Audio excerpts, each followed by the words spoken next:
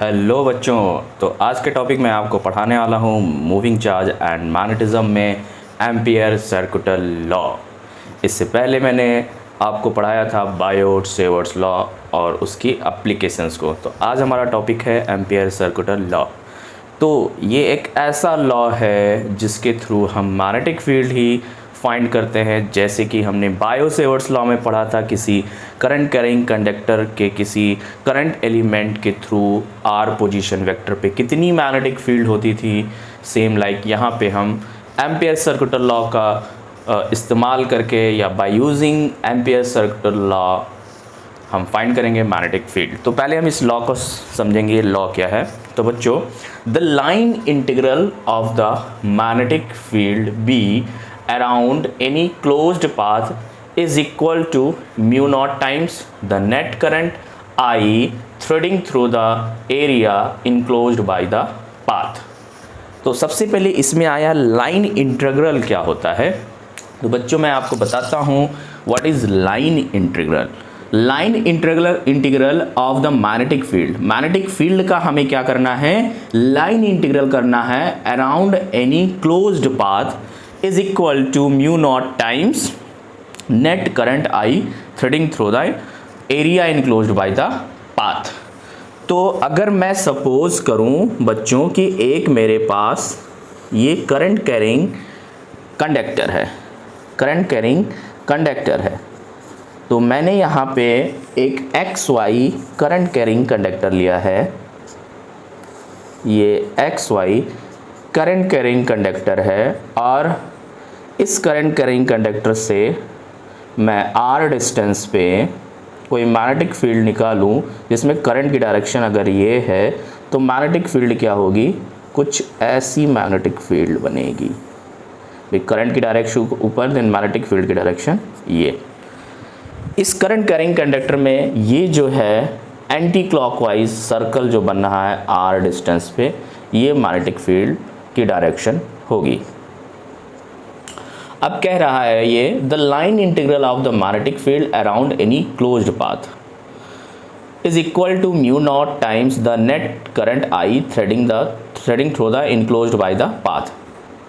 Line integral लेना है हमें मैग्नेटिक फील्ड का। तो मैं अगर सपोज करूं कि ये जो मैग्नेटिक फील्ड लाइंस है ये छोटे छोटे मैग्नेटिक एलिमेंट में डिवाइड हो, तो एक मैं इस पॉइंट पे ये DL लेंथ का मैग्नेटिक एलिमेंट लेता हूँ। मैग्नेटिक एलिमेंट हमेशा मैग्नेटिक की डायरेक्शन में होगा, जैसे करंट एलिमेंट करंट की डायरेक्शन में होता है। तो इस एलिमेंट पे जो मैग्नेटिक फील्ड की डायरेक्शन होगी, जस्ट इसका जो टेंजेंशियल पाथ होगा ये मैग्नेटिक फील्ड होगी। अगर मैं यहाँ DL सपोज करता तो मैग्नेटिक फील्ड एक वेक्टर क्वांटिटी है, हर पॉइंट पे ये मैग्नेटिक फील्ड की डायरेक्शन क्या हो रही है, चेंज हो रही है। अगर किसी भी पॉइंट पे अगर मैग्नेटिक फील्ड निकालना है, वहाँ से एक टेंजेंट ड्रॉ कर दें तो वो मैग्नेटिक फील्ड होगी। टेंजेंट मतलब इस एरिया को टच करती हुई एक लाइन मैं सब ड्रॉ करूँ ये। तो इस DL एलिमेंट और DL और B के बीच का एंगल क्या है भाई, 0 है। यहाँ पे थीटा क्या है, 0 है, 0 डिग्री है। तो कह रहा है the line integral of magnetic field, इस मैग्नेटिक फील्ड का अगर हम लाइन इंटीग्रल लें तो लाइन इंटीग्रल क्या होगा भाई, ये मैंने लाइन इंटीग्रल ले लिया इस पूरे क्लोज्ड पाथ का। ये मैग्नेटिक फील्ड एक क्लोज्ड पाथ बना रही है, इस क्लोज्ड पाथ का लाइन इंटीग्रल मतलब B डॉट DL। ये किसके इक्वल होगा, ये होगा म्यू नॉट I के इक्वल। एम्पियर सर्कुटल लॉ यही कहता है। अब लाइन इंटीग्रल बच्चों हम किसी का भी ले सकते हैं। जैसे कि मैं कहूँ कि कोई ये पाथ है A to B, ये A पाथ है और ये B, यानी कोई ऑब्जेक्ट है A से B जा रहा है, एक्टिंग फोर्स F फोर्स लग रहा है। अगर मैं यहाँ पे इस पॉइंट का मैं डिस्प्लेसमेंट वर्क डन निकालूं तो इस पॉइंट पे सपोज कर रहे हैं फोर्स की डायरेक्शन इधर है और डिस्प्लेसमेंट कुछ इधर हो रहा होगा, DS displacement.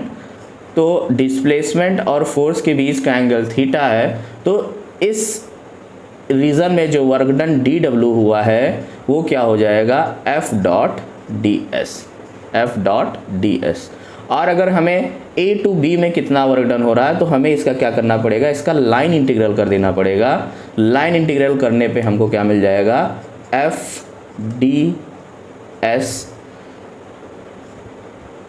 D S cos theta. ठीक है, तो टोटल वर्क डन हम इस तरह निकाल सकते हैं। तो ये भी क्या है, एक लाइन इंटीग्रल है। इसी तरह लाइन इंटीग्रल अगर किसी इलेक्ट्रिक फील्ड में कोई चार्ज पार्टिकल मूव करता है तो उसका जो लाइन इंटीग्रल होगा वो हमें क्या देता है, जैसे कि मान लो ये कोई फील्ड है, ये इलेक्ट्रिक फील्ड है। इस इलेक्ट्रिक फील्ड में, यूनिफॉर्म इलेक्ट्रिक फील्ड में कोई चार्ज पार्टिकल ए से बी पॉइंट तक गया है, डी आर डिस्टेंस, इसने आर डिस्टेंस ट्रैवल किया है, इसको हम आर डिस्टेंस ले लें। तो अगर हमें इसका लाइन इंटीग्रल लेना हो, इसका लाइन इंटीग्रल क्या देगा, line integral A to B E dot D R, E dot D R gives potential delta V, ये डेल्टा वी देगा। तो इस तरह हम लाइन इंटीग्रल कैलकुलेट करते हैं।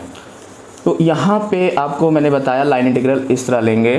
ठीक है, एम्पियर सर्कुलर लॉ क्या कह रहा है, the line integral of the magnetic field around any closed path is equal to mu naught times the net current I threading through the area enclosed by the path. अब इसको हम prove भी करेंगे। Proof ऐसे कर सकते हैं, इस लॉ को प्रूफ किया जा सकता है।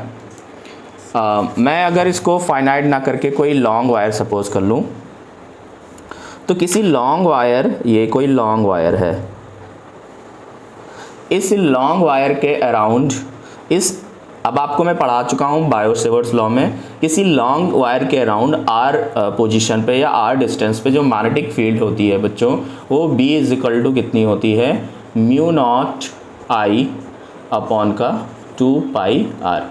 ये मैंने आपको पूरा डेराइव करके बताया है, आप प्लेलिस्ट में जाके इसका डेरिवेशन भी देख सकते हैं। तो यहाँ पे इसके अराउंड जो बी मैग्नेटिक फील्ड है वो इतनी है। ओके, अगर मैं इसका लाइन इंटीग्रल लेता हूँ इसका डीएल के साथ, तो एम्पियर सर्कुलर लॉ क्या कहता है, हमें line integral of B dot DL equal to mu naught I. Clear है, हमें इसी को प्रूव करना है। इसका अगर हम डीएल लेंथ पे लाइन इंटीग्रल लें, इसको अगर हमें प्रूव करना है, तो मैं इसका लेफ़्ट हैंड साइड लेके चलता हूँ, लेफ़्ट हैंड साइड, और हम राइट हैंड साइड ले आएंगे। तो यहाँ पे हम लेफ़्ट हैंड साइड पे b की वैल्यू अगर हम ले लें म्यू नॉट आई अपॉन का 2 पाई आर, और डॉट का डीएल है, तो पहले इसको थोड़ा सॉल्व करते हैं फिर इंटीग्रेशन करते हैं। यहाँ पे b डॉट डी एल है, a dot B is equal to क्या होता है बच्चों, आपको पता है, आपने 11th पढ़ा है, a dot B is equal to A B cos theta. तो यहाँ पे b और dl के बीच में एंगल कितना है, 0 है। ठीक है, ये फॉर्मूला होता है। तो मैं इसको क्या लिख सकता हूँ, b dl, अगर इसको स्केलर फॉर्म में लिखूँ क्योंकि यहाँ वेक्टर लगा है तो स्केलर में कन्वर्ट करके इंटीग्रेट करेंगे, b dl कॉस 0, और कॉस 0 की वैल्यू 1 होती है, तो यहाँ पे b dl हो गया, इंटीग्रेशन ऑफ b dl, और b की वैल्यू हमें पता है म्यू नॉट आई अपॉन का 2 पाई आर, और ये पूरा ही कांस्टेंट है, आई भी कांस्टेंट है, आर भी कांस्टेंट है, म्यू नॉट 2 पाई पूरा कांस्टेंट है, और इंटीग्रेशन हो जाएगा पूरा dl।